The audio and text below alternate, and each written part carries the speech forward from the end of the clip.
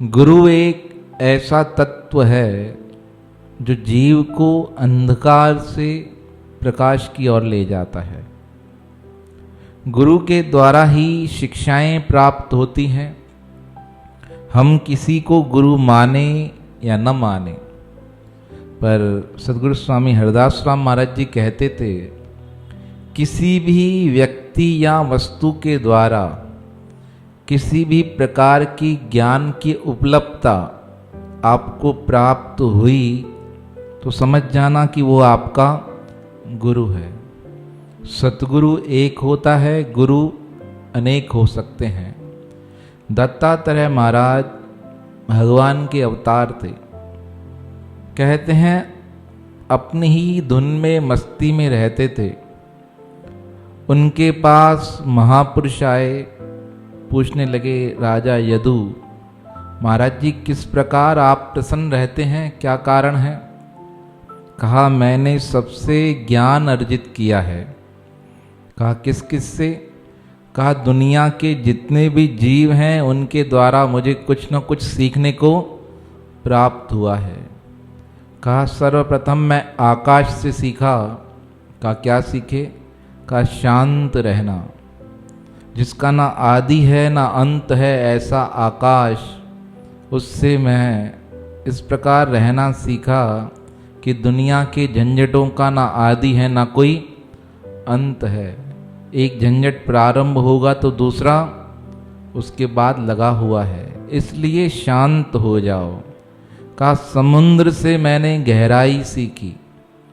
जीवन में इतनी गहराई हो कि लोग ऊपर के नज़दीक आए पर आपके अंतर आत्मा को प्रभावित ना कर सकें।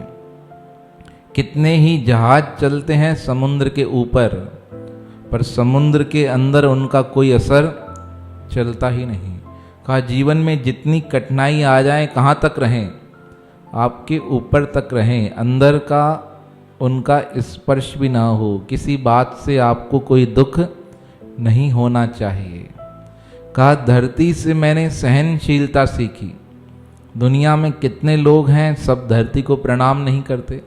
कोई प्रणाम करेगा, कोई खड्डा करेगा, कोई गंदगी करेगा, कोई सफाई करेगा, पर हर अवस्था में वो क्या है? सहनशील है। कहा मैंने वायु से सीखा। वायु किस प्रकार चलती है?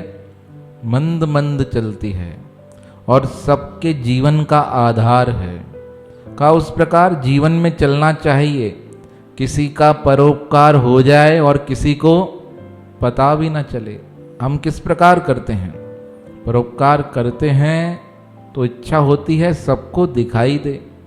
एक राजा थे, दान देते थे कैसे? नजरें झुकाकर। एक बार एक फकीर आ गए, महापुरुष आ गए। कहा राजन दान देते हो इतना और नजरें नीचे? तो उन्होंने बहुत सुंदर लाइन कही, देनहार कोई और है, देता है दिन रैन, लोग नाम मेरा करें, तांसू नीचे नैन। कहा देने वाला कोई और है, मैं थोड़ी दे रहा हूँ।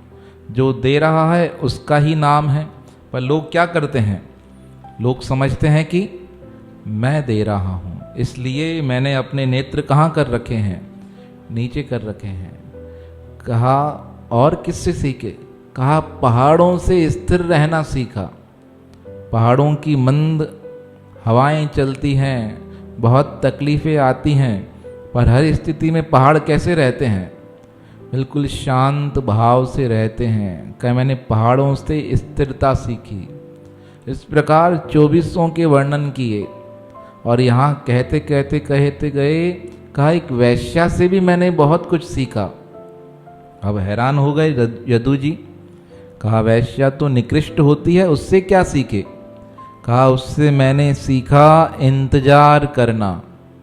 कहा एक गणिका थी, वो प्रातः काल से रात्रि तक अपने किसी के आने का इंतजार करती थी और यही सोचती थी कि कोई व्यक्ति आएगा, मेरा उपभोग करेगा। कहा 10 दिन तक मैंने उसे देखा, रोज श्रृंगार करे, अपने आप को तैयार करे और क्या करे?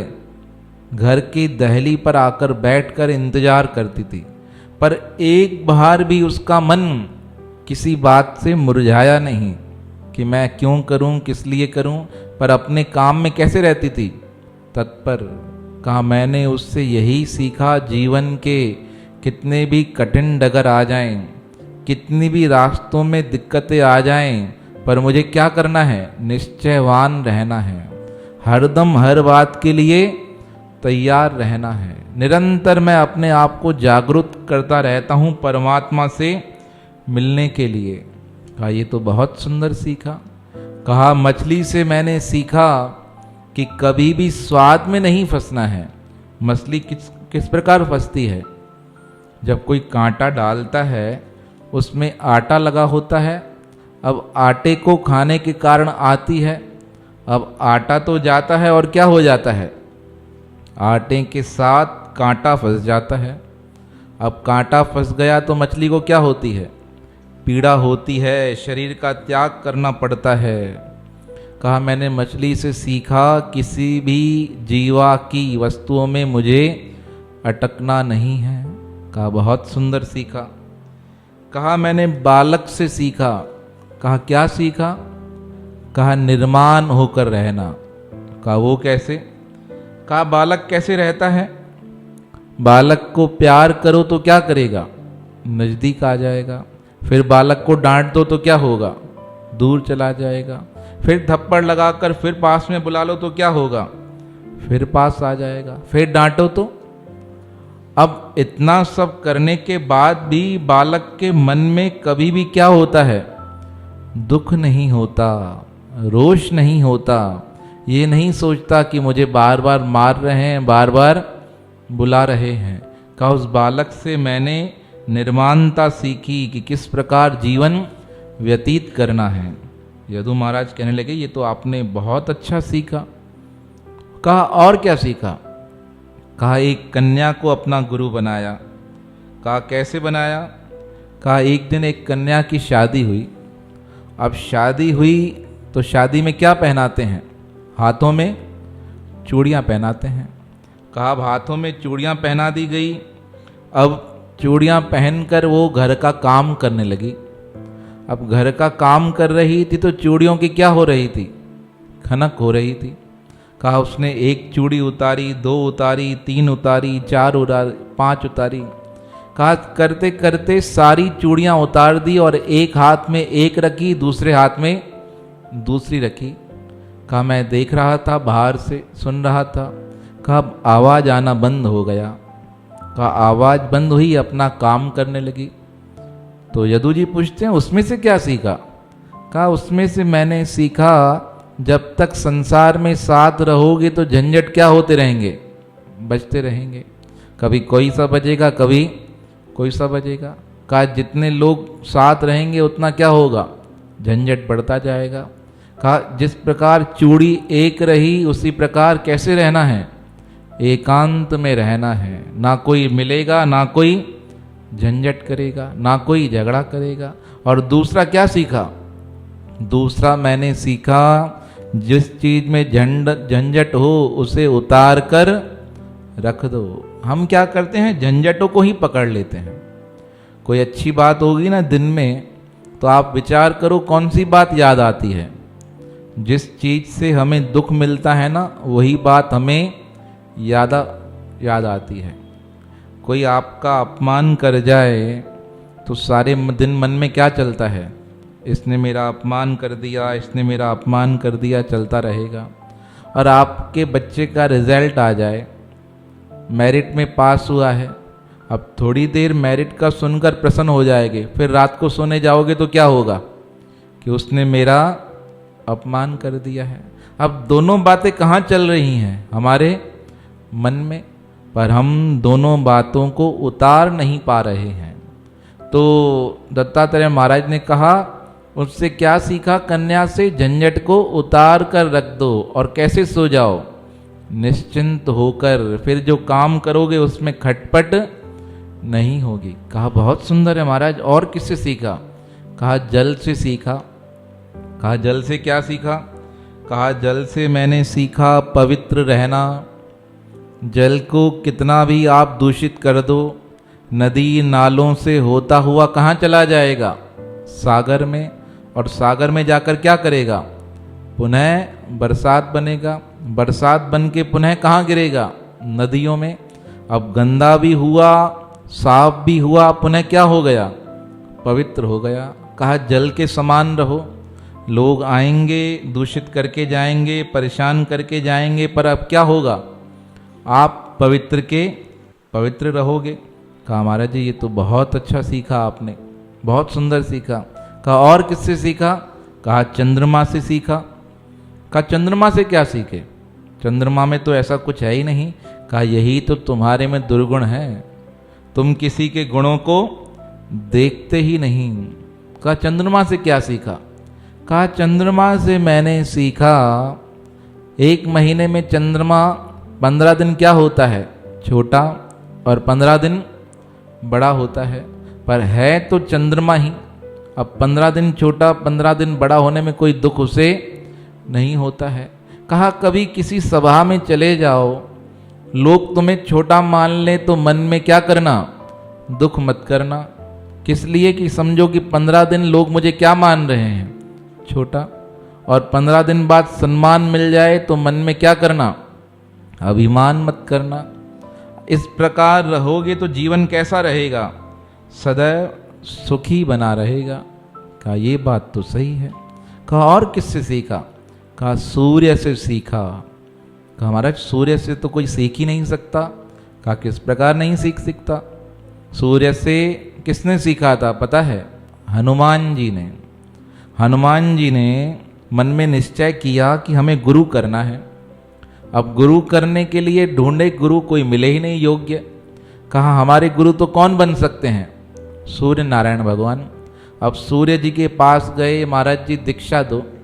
अब सूर्य महाराज ने कहा दीक्षा तब देंगे जब हम एक जगह बैठें, और हमारा काम क्या है?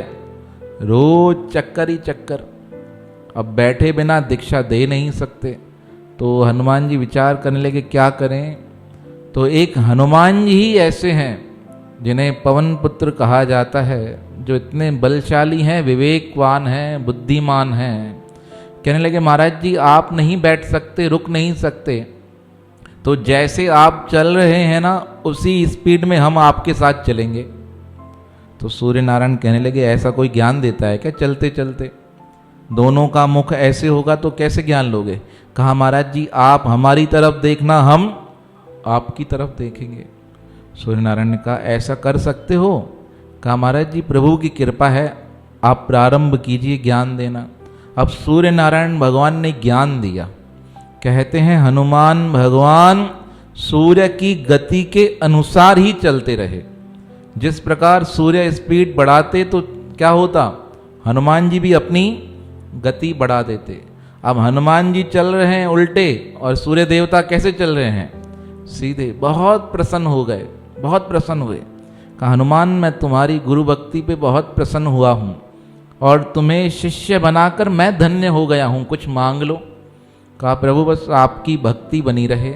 अब हनुमान जी ने कहा महाराज जी आप कुछ मांग लो जो आपको चाहिए। तो सूर्य नारायण भगवान के आंखों में आंसू आ गए। पूछने लगे महाराज आप गुरु हो, रोते क्यों हो? कहा जीवन में सब कुछ ठीक है पर मेरा बेटा योग्य नहीं है। कहा महाराज जी कौन सा बेटा? कहा जो शनि है ना, मेरा कहना मानता ही नहीं है। कहा महाराज जी तो क्या करना है? कहा उसे योग्य बना दो। कहा महाराज इतनी सी बात? अब सूर्य नारायण के कहने पर ढूंढने निकले हनुमान जी किसको? शनिदेव को। सब जगह ढूंढे, मिले ही नहीं। कहाँ जाकर बैठ गए थे? रूठ कर बैठ गए थे अपने पिता से। शनि देवता बहुत रूठ जाते हैं। अब रूठ कर बैठ गए। हनुमान जी गए मनाने, कहा चलो। कहा कहाँ चलो? कहा पिताजी याद कर रहे हैं। कहा हम नहीं चलेंगे। कहा क्यों नहीं चलोगे? कहा हमारी बात मानते ही नहीं हैं। हमारी माताएं दो हैं, एक की बात मानते हैं, एक की बात नहीं मानते हैं। कहा हुआ क्या? कहा हमारे घर में जितने भी लोग हैं सबकी पूजा होती है, हमारी कोई पूजा करता ही नहीं। कहा कैसे? कहा हमारी बहन है यमुना, सब स्नान करने जाते हैं, क्या करके आते हैं? पूजन करके आते हैं। कहा हमारे भाई हैं यमराज जी, बहुत बड़ी पदवी, कोई मर जाता है तो किसकी पूजा की जाती है? यमराज जी का आह्वान किया जाता है, प्रभु आइए इसे लेकर जाइए। कहा हमारे विषय में तो ऐसा है, कोई देख ले तो लोग क्या कहते हैं कि ये सही नहीं है, शनि ने देखा है तो क्या होगा, काम बिगड़ जाएगा। हनुमान जी ने कहा इतनी सी बात है? कहा नहीं, हमारी पूजा होती नहीं, इसलिए हमने पिताजी को अर्जी लगाई है, पिताजी भी कुछ कर नहीं पा रहे हैं। कहा चलो हमारे साथ। कहते हैं पकड़ कर लेकर गए। अब लेकर गए, सूर्य देवता प्रसन्न हो गए, तुम हमारे बेटे को लेकर आए हो। तो हनुमान जी बहुत जोर से हंसे, कहते हैं आप पिता हो, इसकी बात तो सुनो।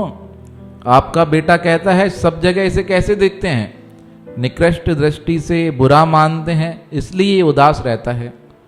तो सूर्य नारायण कहने लगे मैं क्या कर सकता हूँ? कहने लगे प्रभु आप कुछ मत कीजिए, हम ही कर देते हैं। कहा क्या करोगे? कहा इनको दुख है ना अपने जीवन का, इनका दुख समाप्त कर देते हैं। अब कहा किस प्रकार करोगे? कहा शनिवार का दिन इनका है, हम अपनी पूजा का दिन कौन सा निर्धारित करते हैं? शनिवार। कहा जो शनिवार के दिन हमारी पूजा करेगा उसका आधा फल किसको मिलेगा? शनिदेव को। और शनिदेव प्रसन्न होंगे तो क्या होगा? जीवन से दुखों की समाप्ति हो जाएगी। कहा ये तो अच्छी बात है, शनिदेव प्रसन्न हो गए। कहने लगे शनिदेव और क्या चाहिए? कहा ये तो दिन निर्धारित हुआ, कोई तो सेवा हो। कहा बस सेवा चाहिए ना? कहा राम जी को हम बाद में कहेंगे, पर हम तुम्हें अभी से अधिकार देते हैं। दुनिया में जितना भी न्याय होगा ना, उस न्याय के स्वामी कौन हैं? शनिदेव। का अभी से अधिकार दे दिया। अब शनिदेव को कौन सा अधिकार मिल गया? न्याय करने का। इसलिए कभी कभी हम देखते हैं ना, कोर्ट में न्याय होता है, कभी अच्छा होता है, कभी बुरा होता है। जिसके ऊपर वक्र दृष्टि होती है शनि की, क्या होता है? फेल हो जाता है। और जिस पर प्रसन्न रहे क्या होता है? पास हो जाता है। ये सब किसका आशीर्वाद है? हनुमान जी का। और हनुमान जी ने किस प्रकार किया? अपने गुरु जी के लिए गुरु दक्षिणा दे दी। अब दत्तात्रेय महाराज कहने लगे कि मैंने सूर्य को गुरु बनाया। कहा सूर्य को गुरु बनाया तो सूर्य से क्या मिला? कहा सूर्य से एक बहुत अच्छी बात सीखी मैंने। कहा कौन सी? कहा जितने भी जीव जंतु हैं उन सब पर सूर्य का क्या पड़ता है? प्रकाश पड़ता है। सूर्य देवता कभी यह नहीं सोचते कि इसने मेरी पूजा की, इसने नहीं की, इसने पूजा नहीं की है, इसने जल नहीं चढ़ाया है, इसको अंधकार में रखूं, ऐसा नहीं सोचते। वो गंदगी में भी क्या करते हैं? प्रकाश करते हैं। और जहाँ पर अच्छी जगह हो वहाँ पर भी क्या करते हैं? प्रकाश करते हैं। उनके लिए सब कुछ क्या है?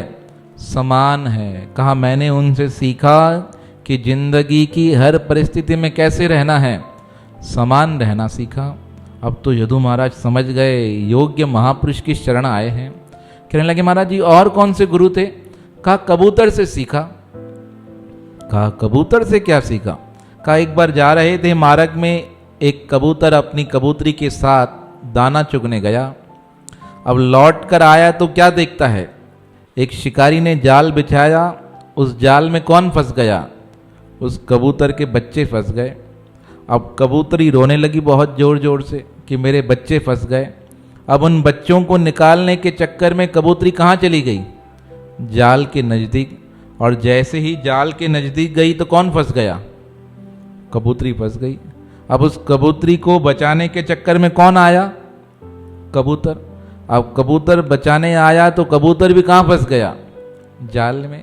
कहा उस दिन से हमने प्रतिज्ञा कर ली यदु महाराज हम शादी वादी नहीं करेंगे। कहा ये बच्चों का झंझट ऐसा है, बच्चे फंसे तो किसके सर पे माथा दर्द होता है? माता पिता के। कहा ना शादी करेंगे, ना बच्चे होंगे, ना झंझट होगा। हमने कबूतर से सीखा ना परिवार बनाना है, ना अपने आप को रुलाना है। कहा महाराज जी ये बात आपने सही की। अब यदु महाराज जी को अपने जीवन की बात याद आ गई तो मैं भी बहुत दुखी होकर कहाँ से निकला हूँ? संसार की आसक्तियों से निकला हूँ। कहा महाराज जी ये बहुत सुंदर शिक्षा दी आपने, कबूतर वाली। तो दत्तात्रेय महाराज कहते हैं और शिक्षाएं बेकार थी क्या? कहा नहीं नहीं महाराज, क्या ये शिक्षा कैसे लग रही है? ऐसे लग रहा है कि दिल पे तीर लग रहे हैं, हकीकत बोल रहे हैं, कहे नरेश कुमार जी बोल रहे हैं पहले मिलते तो कबूतर सारे आजाद होते। आज आई नहीं ना चंदा माता, तभी आप बोलने का अवसर मिल रहा है। तो अब यदु महाराज अपने दुख का वर्णन करने लगे। अब कहने लगे महाराज जी और किससे सीखा? कहा अभी तो बहुत सीखे हैं। कहा किससे? कहा अजगर से। कहा महाराज अजगर तो लेटा रहता है सारा दिन, उससे क्या सीखे? कहा यही तो सीखे। अजगर करे ना चाकरी, पंछी करे ना काम, दास मलू का कह गए सबके दाता राम। कहा ये क्या सीखे अजगर से? कहा अजगर से मैं सीखा किसी चीज की चिंता मत करो। भरण पोषण करने वाला कौन है? परमात्मा बैठा है, वो स्वयं सबका भरण पोषण करता है। वृंदावन में एक महापुरुष हुए मलुक दास जी, कहते हैं कट्टर नास्तिक थे, भगवान को मानते ही नहीं थे। अब एक दिन उनके घर के बाहर मंदिर था, उस मंदिर में पुजारी रोज आरती पूजा करता। अब घंटी बजाता तो नींद किसकी खराब होती? मलुक दास जी की। मलुक दास जी आए, अरे क्या करते रहते हो सारा दिन, ये घंटियां बजाते रहते हो, हमारी नींद खराब करते हो, भगवान की पूजा क्यों कर रहे हो? पुजारी ने कहा ये भगवान देते हैं खाने पीने के लिए, उनकी कृपा से ही सब प्राप्त होता है, और तुम क्या कह रहे हो, भगवान का निरादर कर रहे हो। तो मलुक दास जी कहने लगे भगवान भगवान कुछ नहीं देता, हर किसी का अपना कर्म है, हर कोई मेहनत करके क्या करता है, भोजन खाता है। अगर इंसान मेहनत नहीं करे तो परमात्मा भी नहीं देगा। तो पंडित जी कहने लगे तुम नास्तिक हो, कभी समझोगे नहीं, जब तुम्हारी समझ में आएगी हो सकता है क्या हो जाएगा, बहुत देर हो जाएगी। अब मलुक दास जी को ऐसा कहा तो गुस्सा लगा। कहा तुम्हें लगता है ना भगवान देता है, कल देखो मैं भी तुम्हारे भगवान की परीक्षा लेता हूँ, भगवान किस प्रकार देता है। कहा देख लो भगवान ही देगा खाना, नहीं खाओगे तब भी क्या करेगा, तुम्हारे भाग में होगा तो तुम्हें खिलाकर ही जाएगा। मलुक दास ने सारी सभा को बुलाया, बड़े सेठ थे, लोग आ गए उनके कहने पर। कहा पंडित जी ने चैलेंज दिया है, कल भगवान मुझे खाना खिलाएंगे। कहा मैं भी देखता हूँ, अगर नहीं खिलाया तो ये मंदिर यहाँ से हट जाएगा और पूजा का समय बदल जाएगा, और अगर भगवान ने खिला दिया तो सब कुछ छोड़कर मैं क्या हो जाऊँगा, पंडित जी का शिष्य बन जाऊँगा। कहा ठीक है। प्रातः काल हुआ, मलुक दास जी ने कुछ खाया नहीं, घर से निकले, आ गए जंगल में, और जंगल में आकर एक वृक्ष के ऊपर आकर बैठ गए। सोचा अब यहाँ तो कोई मुझे देने आएगा नहीं, ना ही घर वाले ढूंढेंगे, ना कोई खिलाएगा, ना कोई भोजन आएगा। अब मलुक दास जी जाकर बैठ गए ऊपर। अब आधा एक घंटा गुजरा, वहाँ पे दो किसान आए, किसानों ने भोजन किया। अब भोजन का डब्बा खोला ही इतने में शेर आ गया। अब शेर ने बहुत तेज आवाज की तो किसान वो अपना डब्बा छोड़ के वहां से भाग गए। अब किसान तो भाग गए, चले गए अपने घर। अभी 2-3 घंटे गुजरे, मलुक दास जी कहाँ बैठे हैं, पेड़ के ऊपर। अब 2-3 घंटे गुजरे, वहां पर चोर आए जो शहरों में चोरी करते थे। उन्होंने देखा डब्बा खुला पड़ा है, भोजन पड़ा है, सोचने लगे कहाँ है, कौन लेकर आया। अब इस प्रकार सोच ही रहे थे, कहा भोजन खाते हैं, कोई रखकर गया होगा। भोजन खाने को तैयार हुए तो ऊपर मलुक दास जी बैठे बैठे थक गए तो उनका हाथ हिला तो उनके हाथ से फल गिरा नीचे।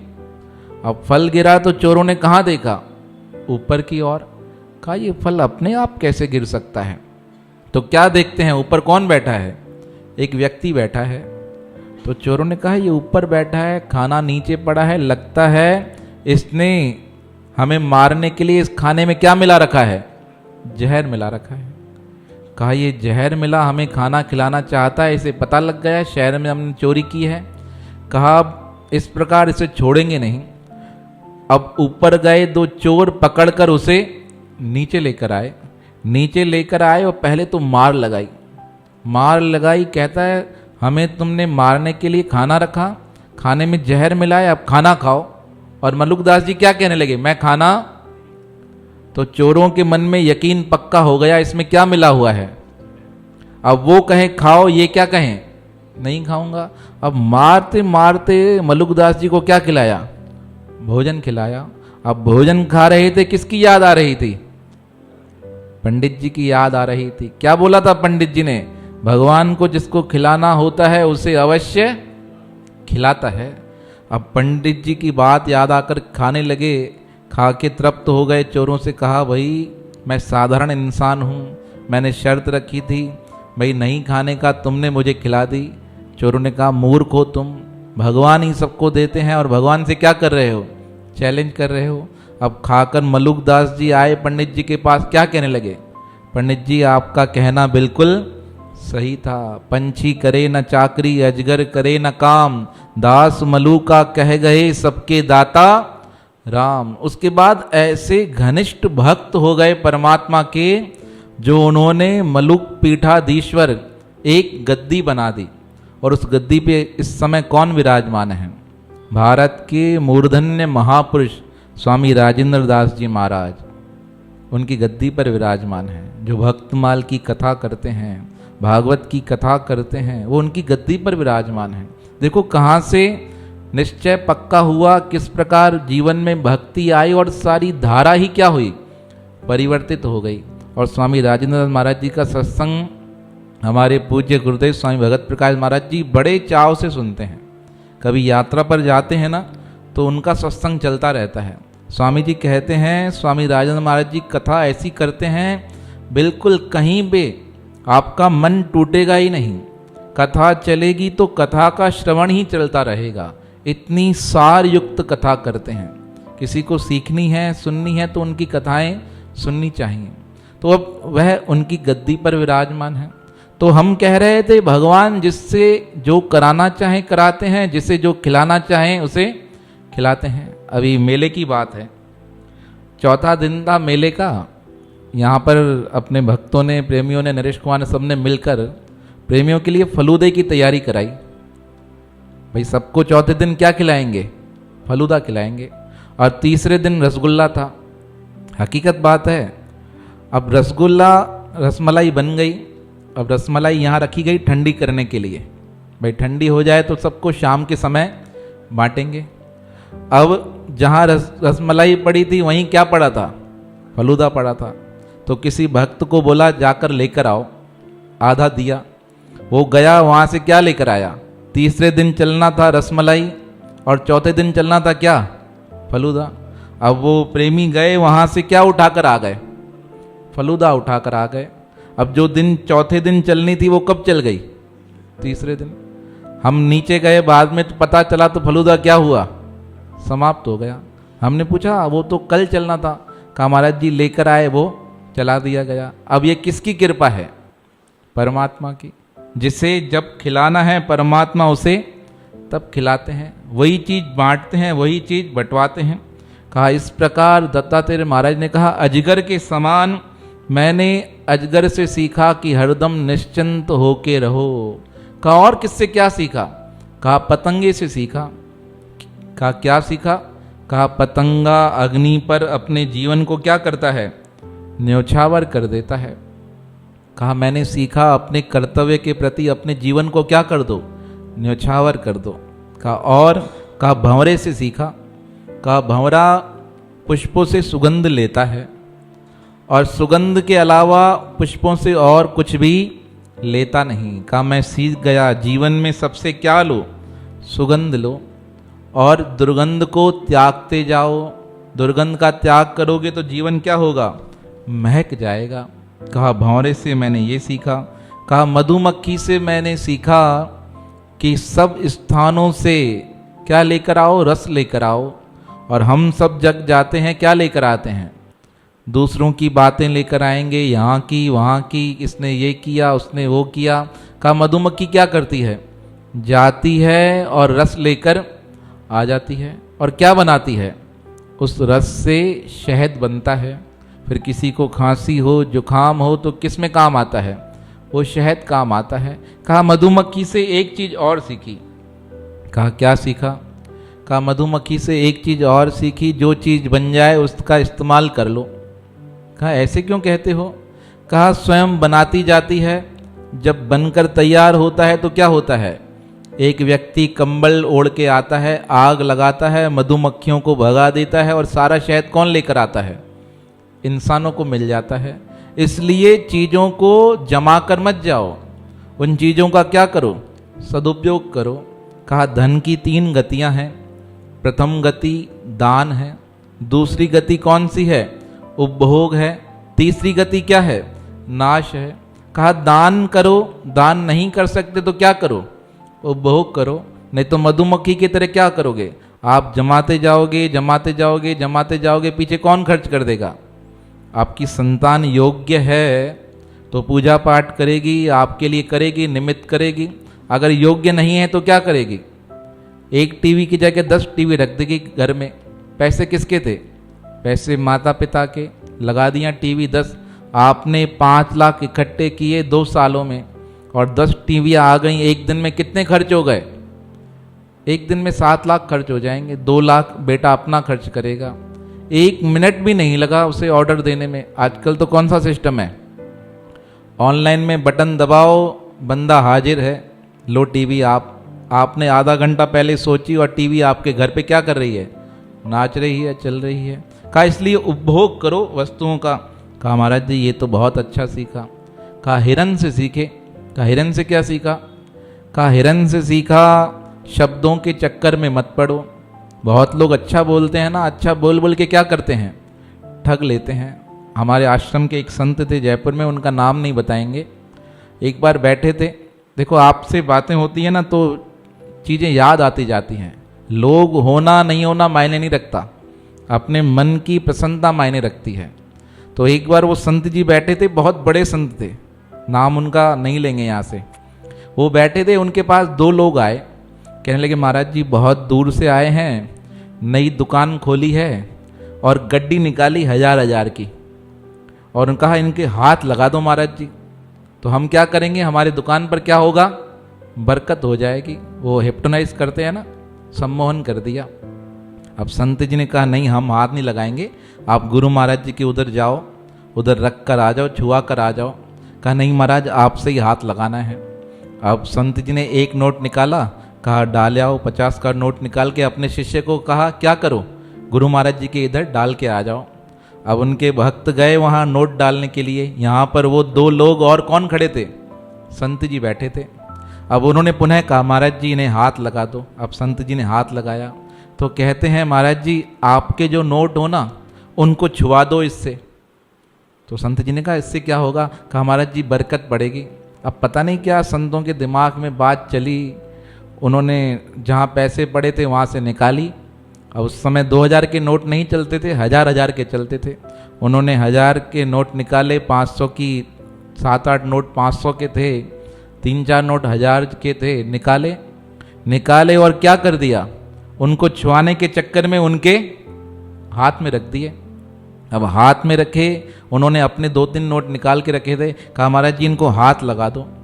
अब हाथ लगाया, प्रणाम करके वो निकल आए, अपने नोट भी लेकर आए और संतों के भी लेकर आए।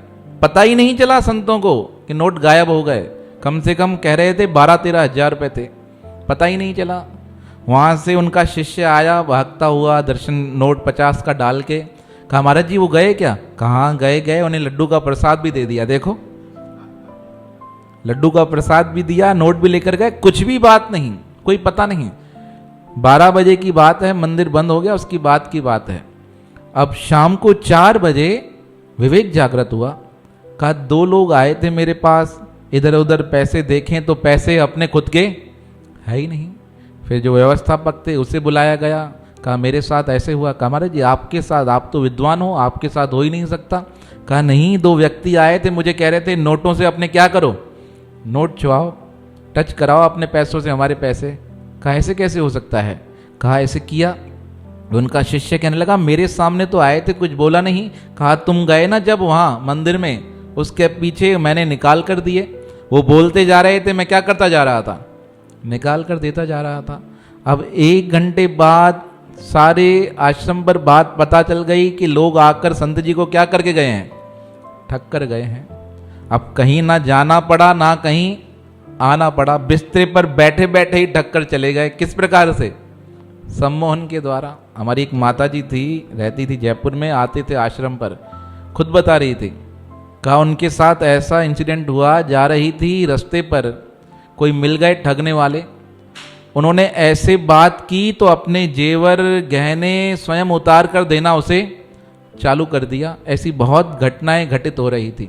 अब जब शाम के समय स्वामी जी आए ना लौटकर, तो गुरु महाराज जी को बात पता चली, तो उन संतों ने बताई अपने ये बात, महाराज जी आज ऐसा हुआ है।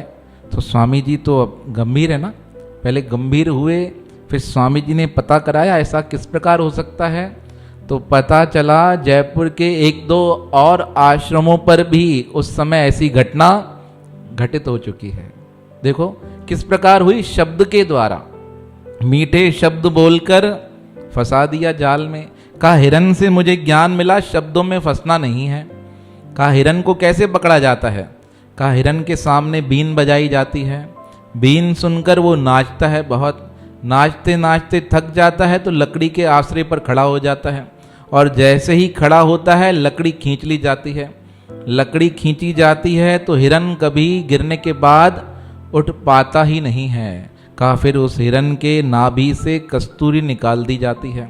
कहा मैंने ये सीखा कि दुनिया की बातों में मुझे फंसना ही नहीं है, आना ही नहीं है। कहा इस प्रकार मैंने हिरन को गुरु बना लिया। कहा महाराज जी ये तो बहुत अच्छा किया आपने, बहुत लोगों को गुरु बना लिया। इस प्रकार कहते कहते कहने लगे अभी तो बहुत चीज़ें हैं जो मैंने बहुत सीखी हैं बहुत लोगों से। कहा बालक को बना लिया, कहा बालक को बनाया, कन्या को बनाया। दत्तात्रेय महाराज कहने लगे इसके अलावा मैंने कुरुड़ पक्षी को गुरु बनाया।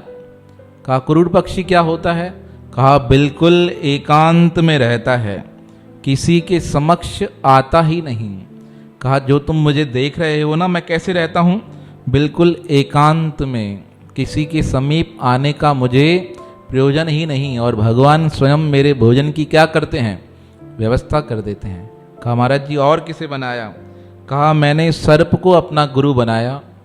कहा सर्प को, कहा सर्प किस प्रकार केचुकी छोड़ता है ना, सर्प के शरीर पर स्किन उतरती जाती है, और स्किन उतर कर क्या होती है, अपने आप स्वतः ही छूट जाती है। पुनः उसके शरीर पर क्या होता है, धीरे धीरे समय अनुसार स्किन आ जाती है। कहा मैंने उससे सीखा दुनिया की बातों को स्वतः ही छोड़ दो, अगर नहीं छोड़ोगे तो क्या होगा, मन खराब होगा। इसलिए मैंने सर्प से सीखा स्वतः ही छूटती जाए तो क्या है, बहुत बढ़िया बात है। कहा महाराज जी ये तो बहुत अच्छा। कहा भृंगी से सीखा, भृंगी कीड़ा होता है, उससे मैंने सीखा हर अवस्था में अपने कार्य पर पक्के रहो। वो कीड़े को लेकर आता है और अपने सामान क्या बना देता है, भृंग बना देता है। कहा मैं ब्रह्म से जुड़कर ब्रह्म स्वरूप बनना चाहता हूँ। और कहा हाथी से मैंने सीखा। ये तो महाराज कहते हैं हाथी से, उससे क्या सीख सकते हो। कहा महाराज हाथी से मैंने सीखा आसक्ति में नहीं फंसना है। कहने लगे हाथी को किस प्रकार फंसाया जाता है। सदगुरु टेऊराम महाराज जी के जीवन चरित्र में भी ये प्रसंग आया था। कहा हाथी को पकड़ने के लिए लोग क्या करते हैं, एक बड़ा खड्डा खोदते हैं, उस खड्डे के ऊपर हथनी का चित्र बनाते हैं। अब उस हथनी से मिलने के लिए हाथी वहाँ चला आता है, और जैसे ही वहाँ आता है तो खड्डे में गिर जाता है, और हाथी पकड़ने वाले हाथी के पैरों में जंजीरें डाल देते हैं। कहा इस प्रकार हाथी को फंसाया जाता है। कहा मैंने हाथी से सीखा कि आज के बाद मुझे किसी की आसक्ति में नहीं फंसना है। कहा लोहार से भी मैंने सीखा। कहा लोहार को गुरु कौन बनाता है, कहा हमने बनाया। कहा क्या सीखा, कहा एक बार मैं मार्ग से जा रहा था, लोहार क्या कर रहा था, लोहे का काम कर रहा था। कहा उसके पास से एक बहुत सुंदर शादी गुजर गई। कहा मैंने उससे पूछा शादी देखी, बारात देखी, इतने बैंड बाजे बज रहे थे सुने। तो लोहार काम रोक कर कहता है, कहा मैं अपना काम कर रहा था, यहाँ कितनी बारातें आती हैं कितनी बारातें जाती हैं, मुझे इनसे कोई मतलब नहीं होता है। कहा मैंने उससे सीखा जीवन में बहुत बातें आएंगी जाएंगी, लोग परेशान करेंगे, करने वाले तपा कर जाएंगे, परेशान करके जाएंगे, खुश करके जाएंगे, पर मुझे क्या करना है, मुझे अपने काम से मतलब रखना है। कहा मैंने लोहार से ये सीखा। कहा अंतिम गुरु, 24वां गुरु मैंने अपने शरीर को बना दिया। कहा शरीर से क्या सीखा? कहा शरीर से मैंने यही सीखा, शरीर नश्वर है। आज से 7 साल पहले मेरा जो शरीर था अब वैसा मेरा शरीर नहीं है। आज से 10 साल पहले मेरा शरीर था वैसा मेरा शरीर आज नहीं है। बचपन में देखो कोई बालक कितना सुंदर लगता है, धीरे धीरे काम में व्यस्त हो जाए वही बालक, उसका शरीर ही परिवर्तित हो जाता है, रंग रूप सब क्या हो जाता है, बिल्कुल परिवर्तन आ जाता है। कहा मैंने शरीर से सीखा कि जीवन क्या है, क्षणभंगुर है। और इस क्षणभंगुर में जीवन में क्या करो, किसी ना किसी सद्गुरु की शरण ले लो। सद्गुरु की शरण लेने से क्या होगा, तुम्हारे जीवन का कल्याण हो जाएगा। और बहुत सुंदर उपदेश दिया, परम पावन गुरु तेरी हूँ दावन, गुरु आवन जावन गुरु मेरा ही मिटाइए, हम हैं अजान गुरु आप हो सुजान, गुरु आत्म का ज्ञान गुरु मुझको सुनाइए, तरन तारन गुरु करन कारण गुरु विघ्न टारन गुरु बिगड़ी बनाई, कहते हूँ सतगुरु राखो मेरी पत, गुरु ऊंची कर मत गुरु चरण लगाइए। कहा ऐसे गुरु की शरण में पड़ जाओ। कैसे गुरु? जो परम पावन है, जो तुम्हें भवसागर से पार लगा दें, तुम्हारी नैया को यहाँ से पार लेकर दूसरी ओर ले जाएं, भगवान की ओर ले जाएं। कहा ऐसे गुरु की शरण में पड़ने से तुम्हारा यदु उद्धार हो जाएगा। तो जीवन में हम कहीं से भी कुछ भी शिक्षा हासिल कर सकते हैं, वो हमारे ऊपर निर्भर करता है। तो ऐसे गुरु की पावन पूजा का दिन क्या है, गुरु पूजा। कल प्रातःकाल यहाँ पर गुरु पूजा का पावन दिन है। यहाँ पर सद्गुरु महाराज जी की पूजा की जाएगी। गुरु की पूजा का ये विशेष उत्सव है। बोल सद्गुरुदेव भगवान।